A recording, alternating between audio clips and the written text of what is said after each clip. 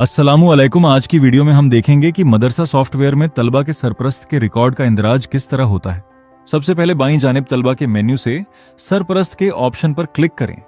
यहां आपको पहले से मौजूद तमाम सरपरस्त की फहरिस्त नजर आएगी, जिनको जरूरत के मुताबिक देखा या तब्दील भी किया जा सकता है। अब नए सरपरस्त को शामिल करने के लिए सरपरस्त का नाम, फोन नंबर, पेशा, पता और शनाख्ती कार्ड नंबर दर्ज करें। फिर शामिल करें के बटन पर क्लिक करें। चंद लम्हों में सरपरस्त का रिकॉर्ड कामयाबी के साथ सिस्टम में शामिल हो जाएगा और फहरिस्त में नजर आने लगेगा। इसी तरह आसान तरीके से आप अपने मदरसे में तमाम तलबा के सरपरस्त के रिकॉर्ड को सिस्टम में शामिल कर सकते हैं। किसी भी सरपरस्त को तलाश करना हो तो सरपरस्त के नाम, फैमिली नंबर या फोन नंबर से तलाश किया जा सकता है।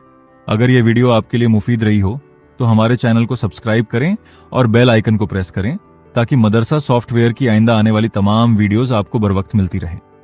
शुक्रिया। अगली वीडियो में हम मदरसा सॉफ्टवेयर के एक और अहम फीचर के साथ हाजिर होंगे। अल्लाह हाफिज। मजीद मालूमात और डीमो के लिए दिए गए नंबर पर व्हाट्सएप करें।